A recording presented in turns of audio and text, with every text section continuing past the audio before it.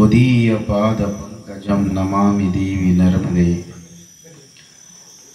अनंत ब्रह्मांड नायक परमात्मा, आद्य शक्ति माँ जगत जननी, मंचासीन आदरणीय तपन जी भाई साहब, विश्वजीत जी भाई साहब, हमारे मध्य में मुख्यमंत्री के छोटे भाई नरेंद्र सिंह जी चौहान भी विराजित है, वो भी, ओम जी जैन, संजू दुबे जी, अखिल पटेल, हमारे जज साहब, अजय प्रताप जी, जहाँ रामलाल जी हमारे मध्य में, सुदामा जी है, उमेश कुमार जी है,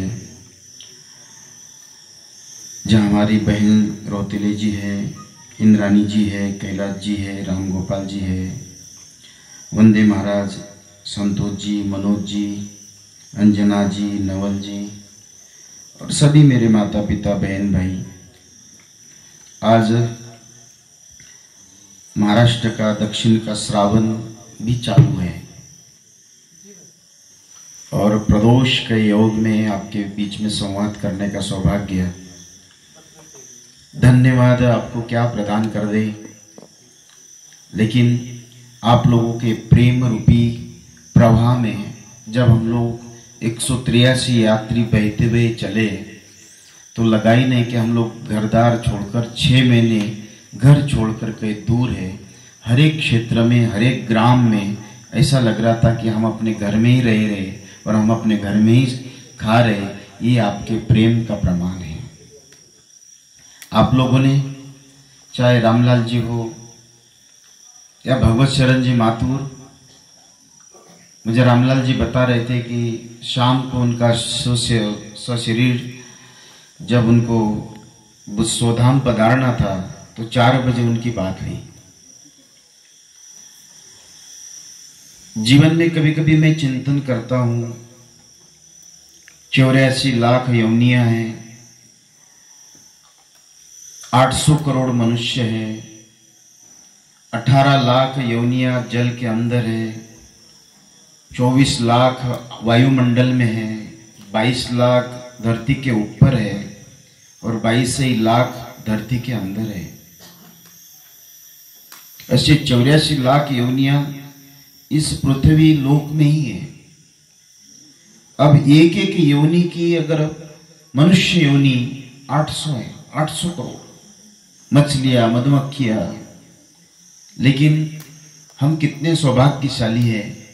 परमात्मा ने हमको मनुष्य बनाकर भेजा और मनुष्य भी बनाकर भेजा तो वो भी भारत देश में, और भारत में भी वो भी माँ नर्मदा की परिक्रमा में, और वो भी माँ नर्मदा की परिक्रमा में, उसमें भी आपको सेवा करने का सौभाग्य सारे परिक्रमा वासियों का प्राप्त हो सकता है। इससे बड़ा साधु और धन्यवाद आपको क्या प्रदान करते हैं। और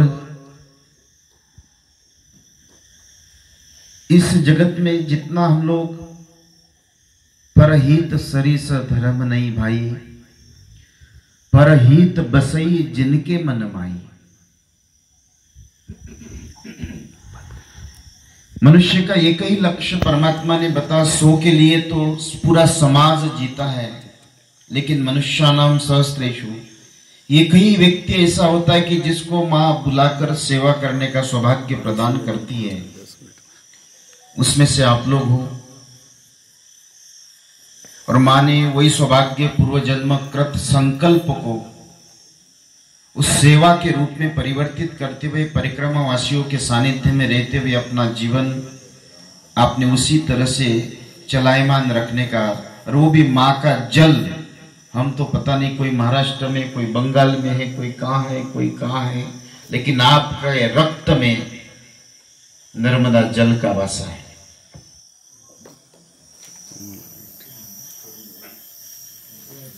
उस परमात्मा की कृपा से सभी लोगों ने बड़ा अच्छी तरीके से स्वागत किया, इसलिए मैं धन्यवाद देता हूँ।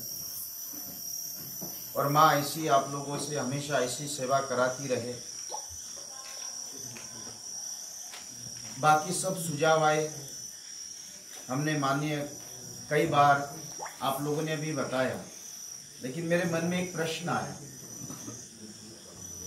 समाज सरकार से बहुत चाहती है लेकिन सरकार ने प्रकृति को बिगाड़ने का काम नहीं किया, ये समाज ने बिगाड़ने का काम किया। पेड़ समाज ने काट दिए, घास समाज ने समाप्त कर दिए, जल में दोष समाज ने दिया है।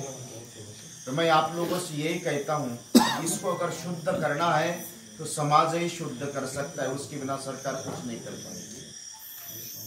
सरकार आपके साथ में है। मैंने संघ के कई वरिष्ठ प्रचारकों से बात करी है। बीच में हम लोग भूपेंद्र यादव भी मुझे मिलने आए, तब भी मैंने उनके कान पे बात डाली। वो भी यहाँ बीच में आकर गए थे, सुरेश जी भाई साहब, मुख्यमंत्री जी और भूपेंद्र यादव जी, सब यहाँ आकर सारी चर्चाएं हुई। लेकिन मां नर्मदा को सुरक्षित रखने के लिए, पर्यावरण को सुरक्षित रखने के लिए मुख्यमंत्री जी यहाँ आकर तो कुछ नहीं कर सकते हैं। लेकिन हम लोगों के जीवन में सरकार 2 कदम आगे बढ़ती है तो समाज को भी 10 कदम आगे बढ़ाकर किया हुआ काम, वही जन आंदोलन के रूप में मुझे रावण का एक दृष्टांत याद आता है। दक्षिण में एक कंब रामायण में कथा है। दक्षिण में एक चक्रपाणी नामक बहुत बड़े राजा थे, ऐसे तपस्वी राजा कि उनके बारे में बहुत ज्यादा उसका दृष्टांत, खाली मुझे मूल तत्व आपको बताना है। रावण कई बार उस राजा के पास में युद्ध के लिए ललकारने का प्रयत्न किया, लेकिन राजा ने कभी भी, जब आए तब साधना में, ध्यान में, उपासना में है। सेनापतियों ने कहा कि महाराज आपके साथ में वो रावण युद्ध करना चाहता है। तो रावण कहाँ रहता है? तो लंका में रहता है। रावण की लंका कैसी है? तो पूरा नक्शा बना दिया।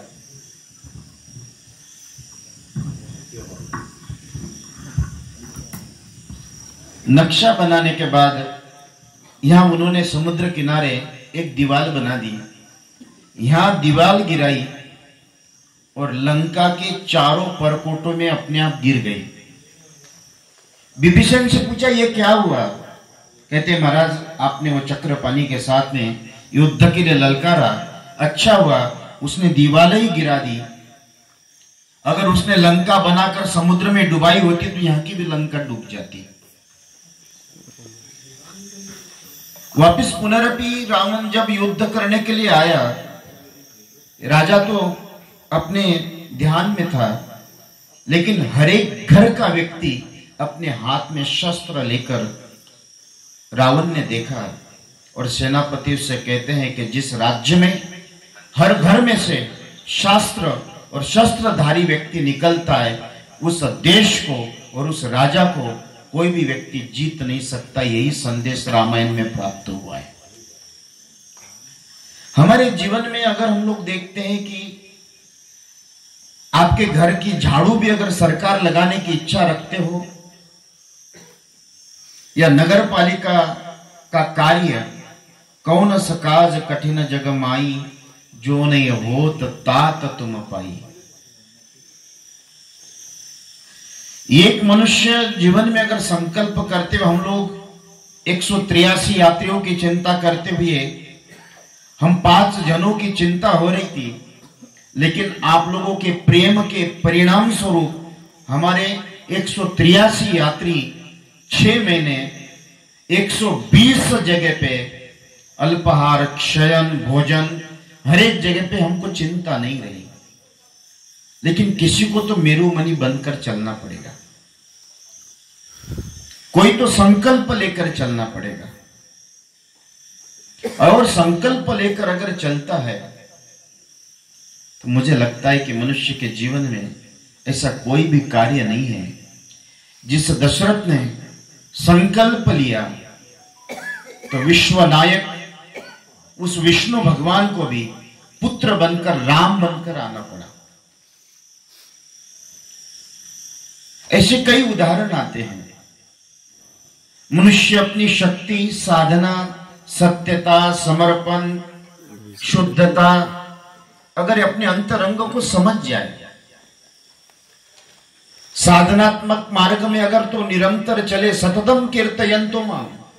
भगवान ने हर एक कार्य में सातत्य बताया, खंडित नहीं बताया। चाहे ज्ञान मार्ग में हो, उपासना मार्ग में हो, कर्म मार्ग में हो, ध्यान मार्ग में हो, संसार मार्ग में हो, किसी भी मार्ग में अगर आपको चलना है तो आपके जीवन में सातत्य होना चाहिए। और सतत अगर चलोगे तो कहते हैं कि मैं चलता गया कारवा, आपको पता है, सब जानते हैं। अपने आप में कोई भी और कोई भी श्रेष्ठ कार्य करने के लिए अगर निकलते हैं, अरे हम लोग इतना भोला समाज है, भोले समाज में अगर कोई व्यक्ति कह दे कृपा प्राप्त करने के लिए समोसे के साथ हरी चटनी खा लो, तो वो भी खाने लगते हो आप लोग। बेवकूफियों की एक पराकाष्ठा है। किसी ने कहा कि ऐसा करो, तो मुझे लगता है कि स्वार्थ के लिए तो हम लोग बहुत निरंतर सकाम के साथ सतत काम करते हैं। कभी दिन में कुछ समय के लिए निष्काम निर्मलता के साथ में भी उस परात पर निर्वाण समाधि के लिए भी हो, या संसार प्राप्ति के लिए हो, साधना प्राप्ति के लिए हो, या परमार्थिक या परोपकारात्मक भाव हो, किसी भी कार्य के लिए उठकर चलना पड़ता है। तो उसी मार्ग में हम लोग, तपन जी भाई साहब, नरेंद्र माठ साहब, हम लोग, मुझे लगा कि हम लोगों ने चर्चा करी, मुख्यमंत्री से भी कान पे बात डाली, माननीय सुरेश जी भाई साहब के कान पे बात डाली। परिक्रमावासी जितने भी 3-4 लाख लोग आते हैं,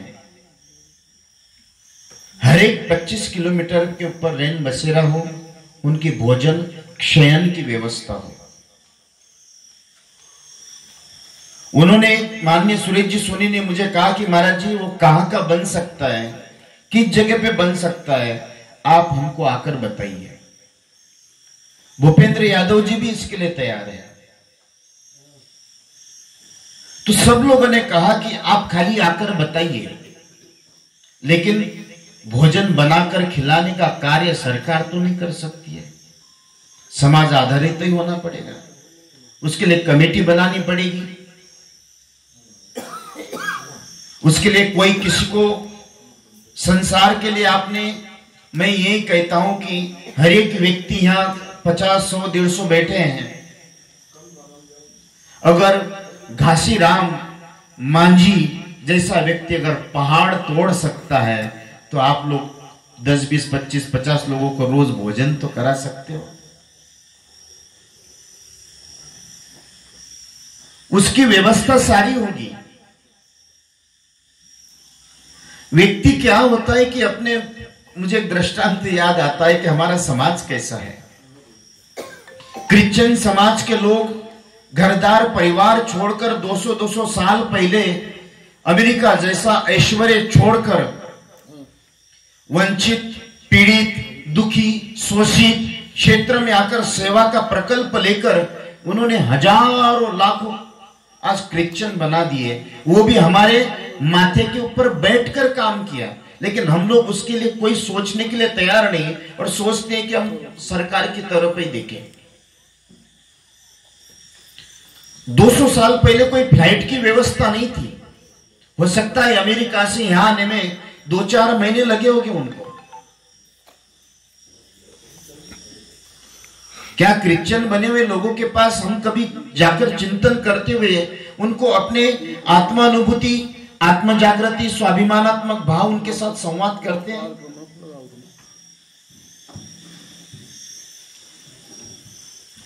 तो कई ऐसी विचारणीय विषय हैं। मैं आध्यात्मिकता के साथ में रहते हुए, लेकिन फिर भी मां नर्मदा की कृपा से, नर्मदा का आशीर्वाद है या नहीं जानता हूं, लेकिन मां नर्मदा के प्रति अनन्य प्रेम है। उस मां के लायक हूं या नहीं हूं मैं नहीं जानता हूं, लेकिन हाँ अपने सानिध्य में रखा है, परिक्रमा करवाई है, तो उसकी कृपा का परिणाम स्वरूप मैं यही मानता हूं कि 160 दिन तक निर्विघ्नता के साथ में मां ने अपने चरणों में रखा, यही उसकी कृपा का परिणाम है। हम लोग भी उसी मां के, सभी लोग चिंतन ये करें कि वास्तविकता में हम लोग पेपर की न्यूज न बने, बड़े बड़े बयानों में जाने की जरूरत नहीं है, बस वास्तविकता में करत करत अभ्यास जड़मति हो तो सुजान। भगवान यही कहते कि कर्मण्येवाधिकारस्ते मां फलेषु कदाचन। हम तो पहले बीज डालने से पहले ही मुंगेरी लाल के सपने देखते और एक पौधे में से 100 कुंटल गेहूं निकालने का संकल्प, चावल निकालने का संकल्प करते हैं। भगवान कहते पहले बीज तो डाल। जिसने बीज डाला है वो पौधा, कहते हैं कि पुरुषार्थ, प्रयत्न, प्रतीक्षा और प्राप्ति, ये 4 जीवन में मनुष्य, लेकिन पुरुषार्थ रूपी बीज तो प्रयत्न रूपी उसके साथ में निरंतर प्रयास होना चाहिए। बड़े होने के लिए उसके लिए प्रयत्न, प्रतीक्षा करना चाहिए, प्रार्थना करना चाहिए।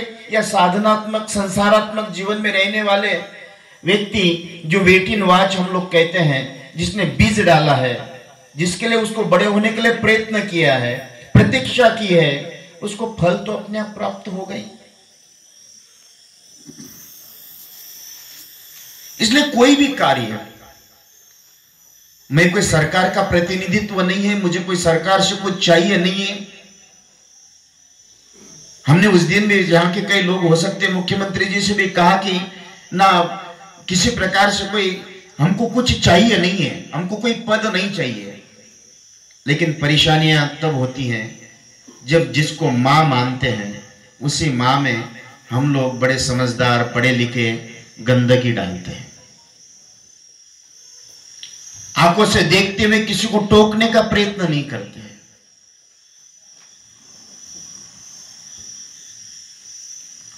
वो अपने आप को सभी सावधान, भगवान गीता में यही कहते हैं कि अनपेक्ष सुचिर दक्ष।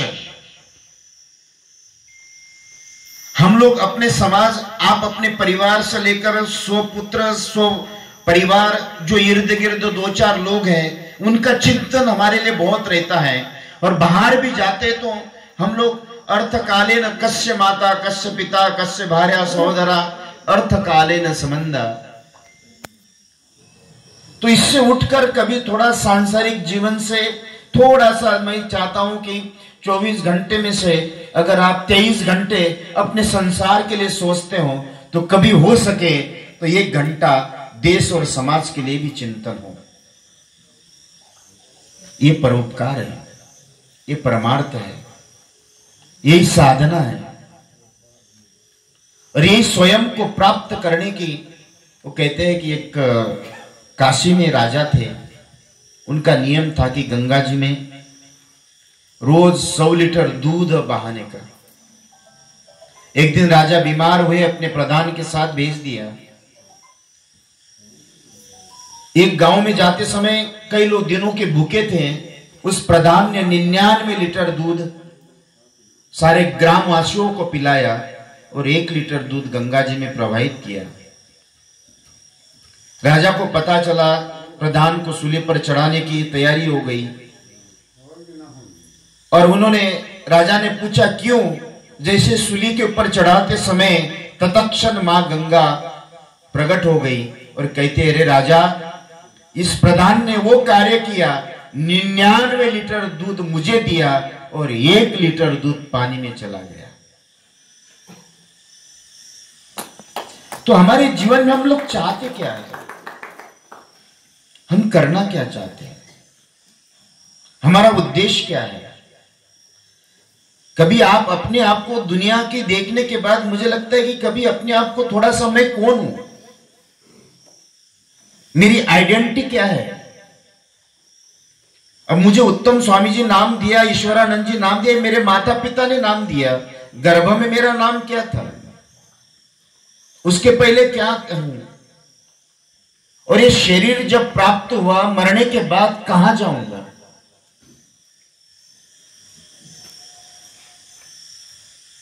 हम लोग अपने शरीर तक सीमित रहते हैं। हमारा जीवन शरीर है, संपत्ति है, संपन्नता है और स्वार्थ है। कबीरदास जी कहते कि कौड़ी कौड़ी माया जोड़ी, लाख करे करोड़ी, चिट्ठी आई जम जी की खोल जाएगा लंगोटी। जिस नश्वर शरीर के द्वारा कमाई हुई संसाधन आपके साथ में एक कौड़ी भी नहीं जाएगी। मैं आपको कोई योगी जपी तपी सन्यासी नहीं बनाना चाहता हूं, ना बनना भी नहीं। मैं जानता हूं आप जितने दुखी नहीं है उससे कई लाख गुना दुखी मेरे सन्यासी हैं। चिंता मुझे उनकी भी, जिस शंकराचार्य जी महाराज ने हम लोगों के ऊपर भी जो दायित्व दिया वो दायित्व भूल गए और बड़े बड़े आश्रम मठ मंदिर लोकेशना वित्तेशना पुत्रेशना में जाकर खेल बैठे हुए हैं। मुझे कितने लोग जानते हैं। हेलो, मैं अखाड़ों वालों से बात करूंगा महामंडलेश्वर होने के नाते। हेलो बोलिए। 1518 लाख संत हमारे देश में आज विराजित है। अगर एक एक अखाड़ा कर दी, वो क्या बटन चालू, 5-5 राज्य भी या अच्छा 2-2 3-3 राज्य भी गोद ले ले तो मुझे नहीं लगता हमारे देश में किसी प्रकार की समस्या आएगी। लेकिन सभी लोगों में वो भाव नहीं है। मेरे फॉलोअर्स कितने, मुझे कितने लोग मान रहे हैं, मैं कौन से अखाड़े का महामंडलेश्वर बन रहा हूं, कौन से अखाड़े का आचार्य बन रहा हूं, मेरा फोटो आया नहीं आया, मैं कितना मान सम्मान का व्यक्ति हूं। जबकि भगवान गीता में 15वें अध्याय में कहते हैं निर्वाण मोहाजित संग दोष। 3698। तो सभी अवस्था में हम लोग चलते समय मुझे यह लगता है कि हम लोग अपने, अगर कुछ ना हो, कुछ करने की इच्छा ना हो, मत करो, पर इतना ही ध्यान रखे जिस प्रकृति ने हमको सब कुछ दिया उस प्रकृति इस पुरुष के द्वारा बिगड़े नहीं, इतना भी अगर ध्यान रखा तो समझना आपने बहुत बड़ा धर्म किया है, बहुत बड़ा धर्म किया। अगर आप शुद्धिकरण नहीं कर सकते हैं तो अशुद्धिकरण भी मत करिए। अगर आप किसी की निंदा नहीं कर, प्रशंसा नहीं कर सकते तो आप निंदा मत करिए।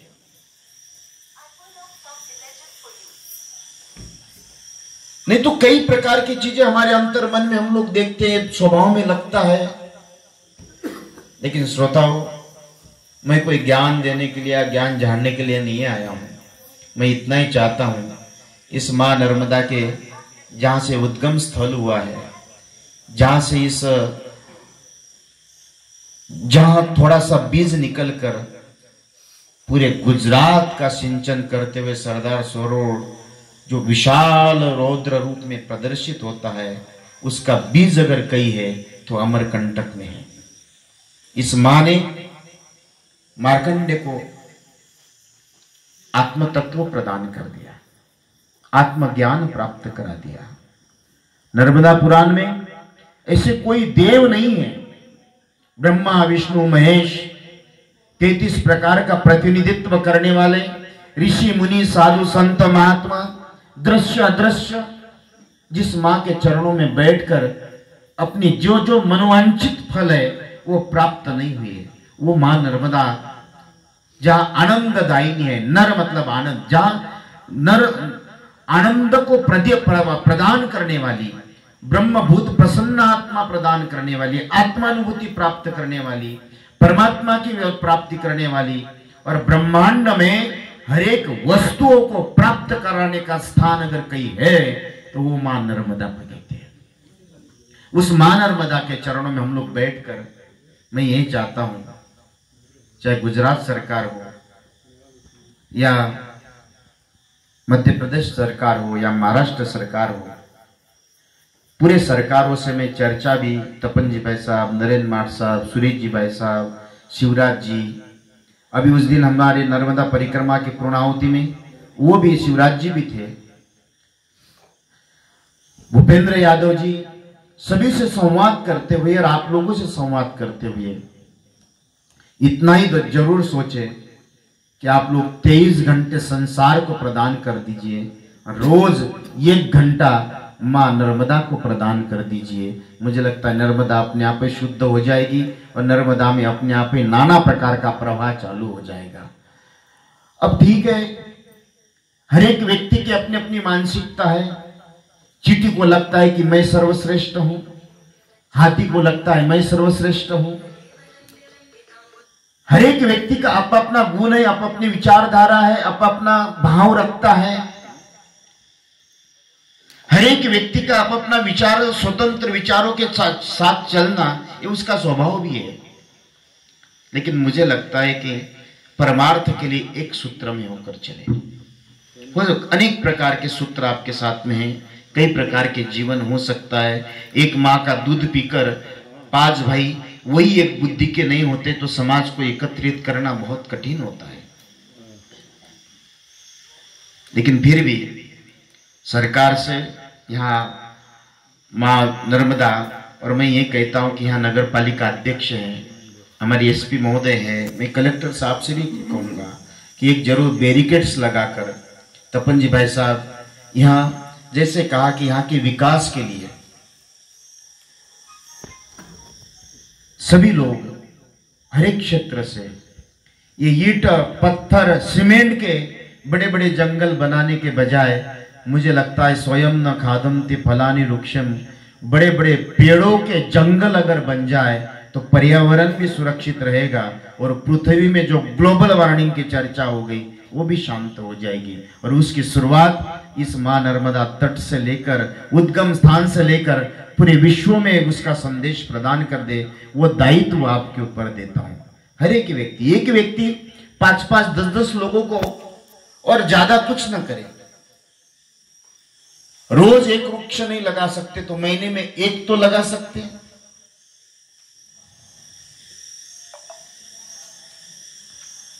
महीने में नहीं तो 2 महीने में, 6 महीने में एक बार, साल भर में एक बार। उसी तरह से हम लोग इसको जन आंदोलन करते हुए आगे बढ़ते हुए राजनीति से उठकर, कोई किस कमल का है, क्या कोई पंजे का है, क्या कोई कहां का है, वहां कहां है, मुझे उसमें नहीं जानते। किस धर्म का है, किस जाति का है, किस वर्ण का है, मैं उसमें भी नहीं जाना चाहता हूं। लेकिन मैं चाहता हूं कि अगर मेरा सनातन धर्म है, अधर्म कहां कहां गया। आज से 5000 साल पहले, 2500 साल पहले कोई धर्म नहीं था, एक सूत्र में चलते थे सभी। कोई 2500 के बाद जन्म लिया, किसी ने 1500 के बाद जन्म लिया, किसी ने 5000 साल पहले जन्म लिया। तो ये जब विचारों का विभाजन, यही अधर्म की शुरुआत है। और एक सूत्र को स्वीकार, ये धर्म की शुरुआत है।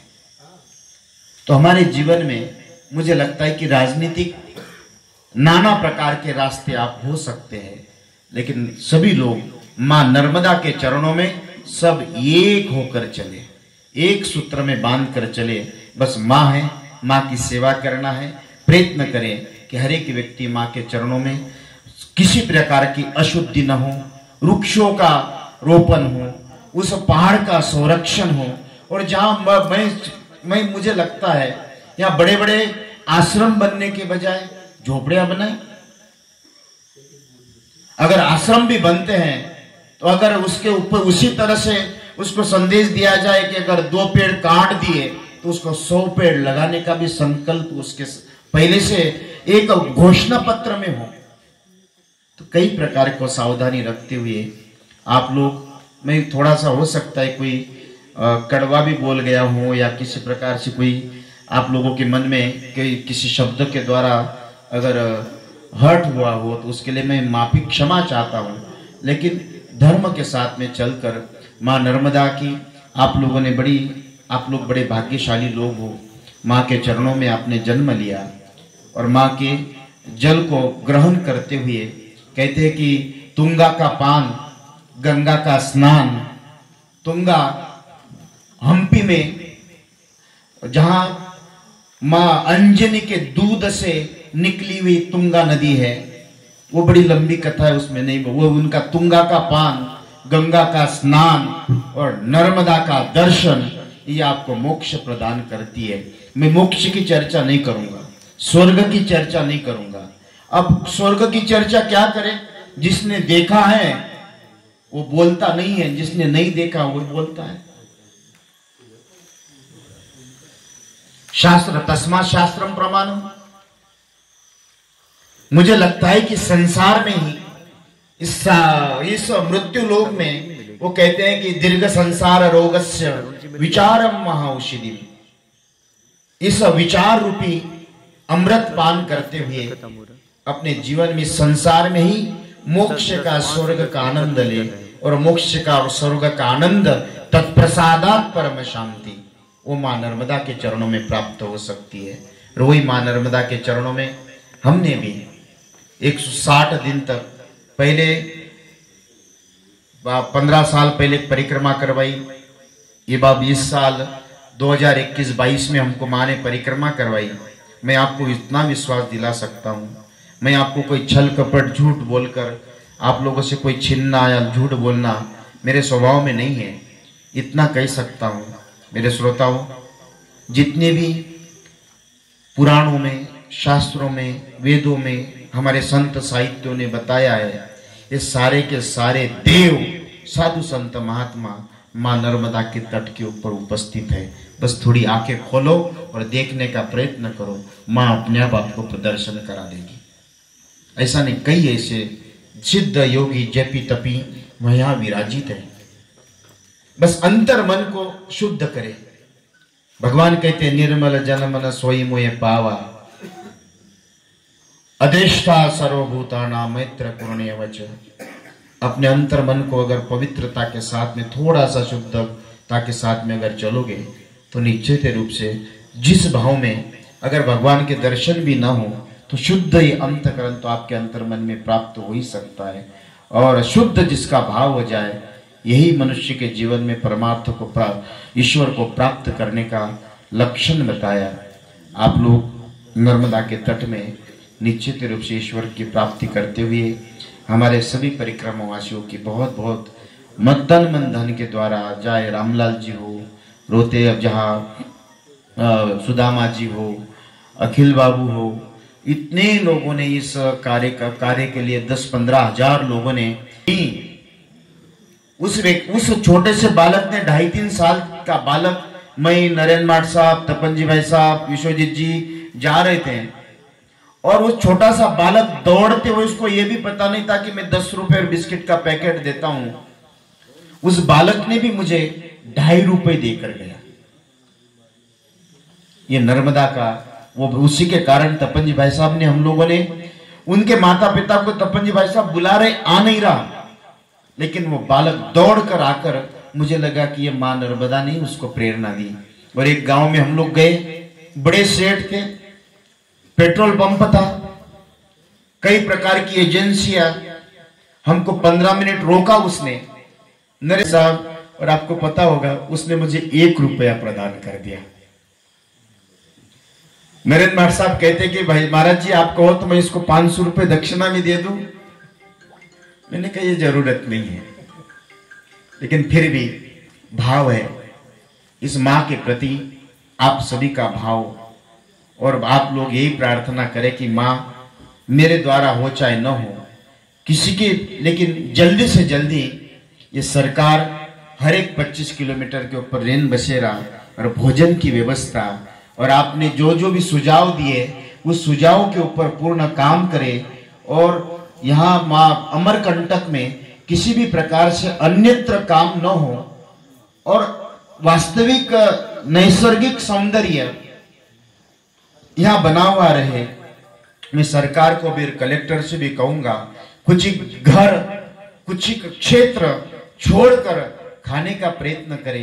ये घर छोड़कर अपने आप में माँ की सेवा करते हुए माँ का आशीर्वाद अगर लोगे तो आपके जीवन में पता नहीं कितना आशीर्वाद प्रदान कर देगा। और मुझे बहुत लंबा समय हुआ, लेकिन एक दृष्टांत बताकर समाप्त करना चाहता हूँ। बस सर 5 मिनट में खत्म हो रहा है।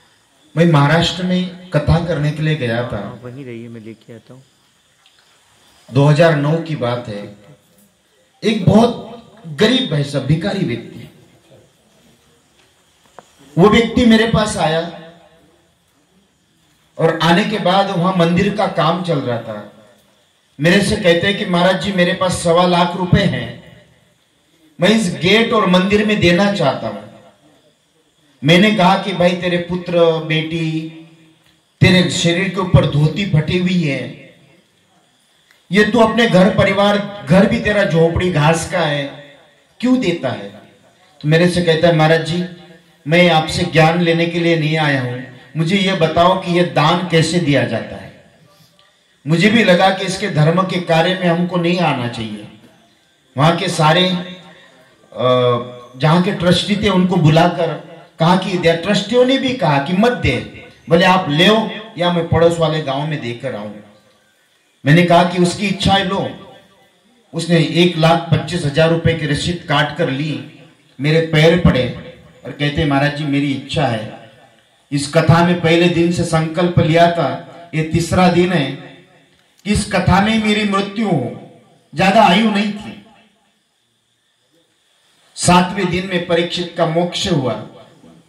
एक कोने में बैठा हुआ, बैठे बैठे गिर गया और राम राम करते हुए सोधाम पधार गया।